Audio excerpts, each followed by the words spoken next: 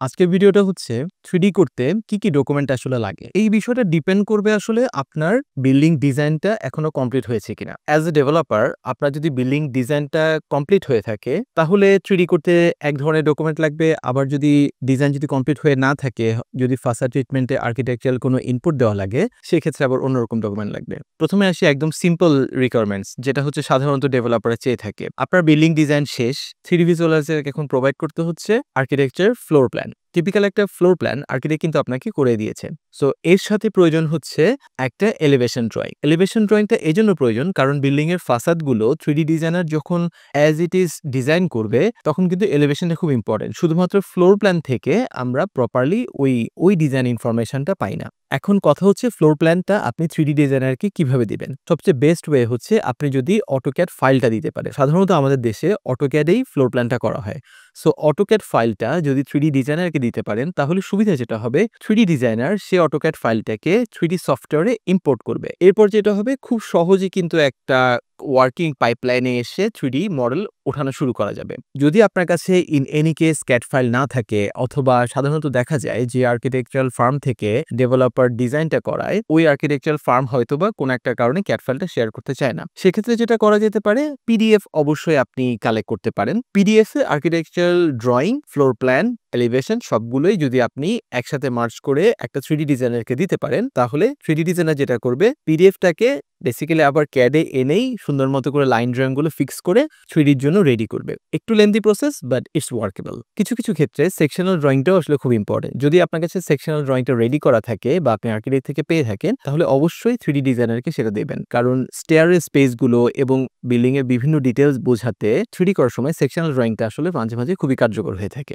সাধারণত floor plan ড্রয়িংটাতেই ground ফ্লোরের design এবং রুফের ডিজাইন গুলো থাকে। তবে আপনার যদি গ্রাউন্ড ফ্লোর বা রুফ ডিজাইন যদি করা না থাকে, সেক্ষেত্রে 3D ডিজাইনারকে বলতে হবে যে আমার গ্রাউন্ড ফ্লোরটা আলাদাভাবে ডিজাইন করতে হবে। গ্রাউন্ড ফ্লোর আসলে কি ডিজাইন থাকে এটা নিয়ে আমি বেশ কয়েকবার আগেও ভিডিও বানিয়েছি। আপনার parking space, lift lobby area, community space গুলো, যেমন জিম আছে, গ্রাউন্ডে যদি সুইমিং পুল থাকে, অথবা রুফে যদি সুইমিং পুল থাকে, অথবা কোনো যদি মাল্টিপারপাস হল থাকে, এই জিনিসগুলো আসলে কেমন হবে, আমরা এখন ফ্লোর প্ল্যানে হয়তোবা একটা লেআউটের মতো পাচ্ছি, কিন্তু আসলে ডিজাইনটা যখন আমরা ইন্টেরিয়র ডিজাইন করব সেখানে, অথবা এক্সেসরিজ গুলো কি বসাবো, কোথায় বসবে, এই বিষয়গুলো আসলে কেমন হবে সেটা ফ্লোর প্ল্যানে নাও থাকতে পারে। সো বেটার হয় যদি 3D ডিজাইনারকে আপনি বলে দেন আগে যে আমার এই জায়গাটা প্রিমিয়াম, আপনি এখানে এভাবে করে ডিজাইন করবেন, তাহলে আসলে একটা কমিউনিকেশনটা ভালো হয়। সো আমরা ফ্লোর প্ল্যান পেলাম। ফ্লোর প্ল্যান থেকে আমরা খুব সহজেই বিল্ডিং এ 3D করে ফেলতে পারছি। এলিভেশন থেকে বিল্ডিং এর ফাসাদ ডিজাইনটা দেখতে পাচ্ছি। দেন গ্রাউন্ড ফ্লোর ডিজাইন থেকে আমরা সহজে স্পেশাল স্পেস গুলো, অ্যামেনিটিস, ফ্যাসিলিটিস গুলো এবং ground parking, lift lobby area সবই আমরা দেখতে পাচ্ছি।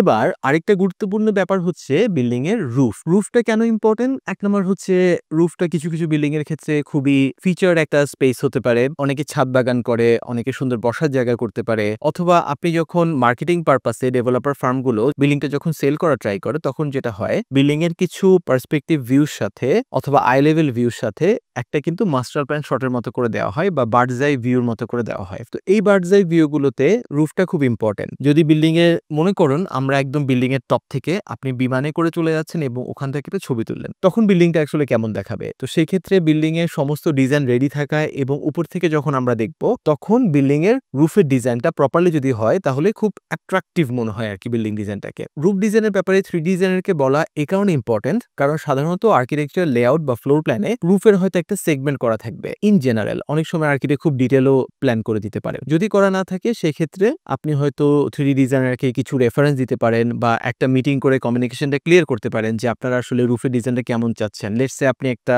গ্রিন স্পেস চাচ্ছেন, সেখানে বাচ্চাদের প্লেগ্রাউন্ড হবে, আবার একটা বারবিকিউ জোন চাচ্ছেন, আবার এমন হতে পারে অনেকে খুব নিট এন্ড ক্লিন পছন্দ করে, তো স্পেসটা বড় করে দেখানো দরকার। সেক্ষেত্রে যেটা হতে পারে যে চারপাশ দিয়ে হয়তো আপনি জাস্ট সিটিং স্পেস রেডি করে দিলেন এবং সিটিং স্পেসের পরে একটা ছোট পোর্শনে গ্রিনারির একটা স্পেস রেখে দিলেন। তো সেক্ষেত্রে যেটা হবে, ছাদে খুব ইউজেবল একটা স্পেস পাচ্ছেন আপনি। অন্যদিক থেকে যখন আপনি বিল্ডিং এর বাইরে থেকে যখন দেখবেন, সেখানে গ্রিনারি স্পেস গুলো আসলে দেখা যাবে। ফ্লোর প্ল্যান বা আর্কিটেকচারাল ডিজাইনের পরে সবচেয়ে গুরুত্বপূর্ণ একটা পার্ট হচ্ছে ল্যান্ডস্কেপ প্ল্যান। যদি ল্যান্ডস্কেপ প্ল্যান করা থাকে, দ্যাট ইজ ওকে। যদি করা না থাকে, সেক্ষেত্রে আসলে অনেকগুলো অপশন আছে। 3D ফর্মগুলো সুবিধা হচ্ছে আপনি গুগল ম্যাপ থেকে যদি কোনো ভিউ দিয়ে দেন, অথবা গুগল ম্যাপের লিঙ্ক দিয়ে দেন, অথবা কিছু অ্যাডভান্স ক্ষেত্রে আমরা হয়তো ড্রোন ফুটেজও পেয়ে থাকি। কি আপনি যাই দেন না কেন 3D ফার্মের মজাটা হচ্ছে ওই ছবি দেখে বা প্ল্যান দেখে বা লেআউট দেখে 3D ডিজাইনার বা 3D ফার্মগুলো খুব সহজেই কিন্তু টোটাল সাইটের একটা আসলে 3D মডেলিং করতে পারে। যেমন জলসিঁড়ির আমরা প্রচুর প্রজেক্ট করি। তো জলসিঁড়ি কিন্তু একটা মাস্টার প্ল্যান আছে। তো ওই মাস্টার প্ল্যান অনুযায়ী ক্লায়েন্টের যে প্লটগুলো,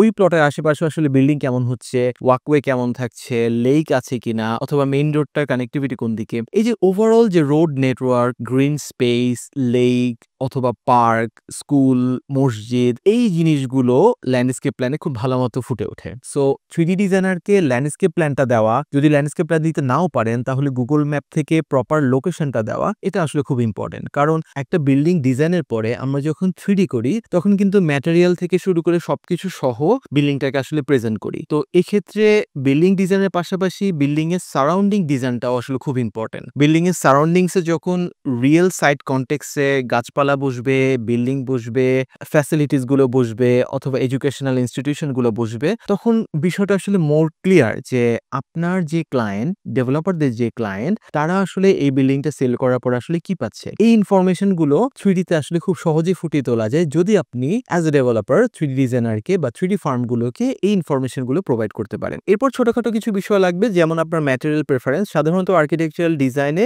উল্লেখ করাই থাকে যে বিল্ডিংটা ব্রিকের হচ্ছে অথবা কনক্রিটের হচ্ছে। ধরুন আপনি ফুল কনক্রিট ঢালাইয়ের একটা বিল্ডিং করবেন, সেক্ষেত্রে কিছু ইনফরমেশন আপনি দিতে পারেন যে আপনার কি শাটারিং ছাড়া ঢালাই হবে অথবা শাটারিং সহ ঢালাই হবে, মানে কনক্রিটের বোল্ট গুলো দেখা যাবে কিনা, ফেয়ারফেসটা আসলে টেক্সচারটা কিভাবে হবে, পিকন টেক্সচার গুলো দেখা যাবে কিনা। এই বিষয়গুলো যদি খুব সুন্দর মতো বুঝিয়ে বলতে পারেন তাহলে আপনি আসলে অ্যাজ এ ডেভেলপার আপনার বিল্ডিংটা যেভাবে চিন্তা করেছেন, আর্কিটেক্টের সাথে কমিউনিকেশনের সময় বিল্ডিং ম্যাটেরিয়ালটা নিয়ে যেভাবে কথা হয়েছিল, ঠিক সেম ভাবে আপনার ড্রিম অনুযায়ী বা আপনার আর্কিটেক্টের সাথে কমিউনিকেশন অনুযায়ী টেক্সচারটা খুব ভালো মতো ফুটিয়ে তোলা যাবে। সো বিল্ডিং ম্যাটেরিয়ালের ইন্সপিরেশন দেওয়া অথবা কিছু মিটিং করে কমিউনিকেশনটা সলভ করা যে আমার বিল্ডিং এর এই পোর্শনটাতে কনক্রিট হচ্ছে, এই পোর্শনটাতে হয়তো ব্রিক হবে, এই পোর্শনটাতে আমরা কিছু উডেন লুভার ইউজ করব অথবা ব্যালকনিগুলোতে গ্লাস রেলিং এর সাথে একটা উডেন হয়তো টপ চলে যাবে। এই ব্যাপারগুলো যদি ফুটিয়ে তুলতে পারেন, এই ব্যাপারগুলো যদি আপনি 3D ডিজাইনারকে ফাইল দেওয়ার সময় বুঝিয়ে বলতে পারেন, তাহলে কমিউনিকেশনও সহজ হচ্ছে এবং দেখা যাবে যে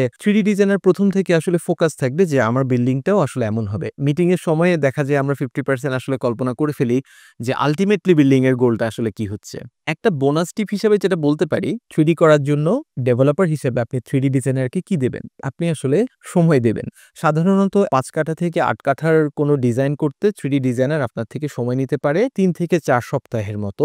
এর মধ্যে হয়তো 3D মডেলিং করবে, ল্যান্ডস্কেপ ডিজাইন করবে, ম্যাটেরিয়াল করবে, সব সহ। সো এই 3 থেকে 4 সপ্তাহে কিন্তু কন্টিনিউয়াস একটা কমিউনিকেশন হতে পারে। লেটস সে 3 থেকে 4 দিন পর পর যদি একটা অনলাইন মিটিং করা যায় অথবা ফিজিক্যালি বসে মিটিং করা যায় অথবা ফোনেও জাস্ট ইনস্ট্রাকশন দিয়ে যদি প্রোগ্রেসটা দেখানো যায়, স্টেপ বাই স্টেপ যদি আপনি বিল্ডিংটা মনিটর করতে পারেন বিল্ডিংটা ওঠার সময়, তখন আসলে জিনিসটা অনেক ইজি হয়ে যায়। তা না হলে যেটা হয়, পুরো বিল্ডিং তোলার পরে যখন কিছু কারেকশন বা প্যাটার্ন চলে আসে, তখন সমস্যা যেটা হয় যে একটা ডিজাইনের সাথে কিন্তু আরেকটা ডিজাইন ম্যাচ হয় না। ওই সময়ের ইনস্ট্রাকশন গুলো দেখা যায় 3D ডিজাইনাররা ঠিকমতো ইনপুট দিতে পারে না অথবা চট করে যদি কোনো একটা ডিজাইন ডিসিশন বা কিছু চলে আসে, সেক্ষেত্রে সমস্যাটা যেটা হয়ে যায় যে বিল্ডিং এর ওভারঅল ডিজাইন পার্সপেক্টিভের সাথে নতুন একটা থিম ম্যাচ করানোটা খুব টাফ হয়ে যায়। সো আমরা ওভারঅল যেটা বুঝতে পারলাম যে আপনি যদি প্রপার ওয়েতে floor plan, architectural drawing, building এর section, elevation, material inspiration, landscape drawing এবং কিছু কমিউনিকেশন যদি প্রপারলি মেনটেন করতে পারেন, তাহলে বাংলাদেশের রিয়েল এস্টেটে 3D ডিজাইন করা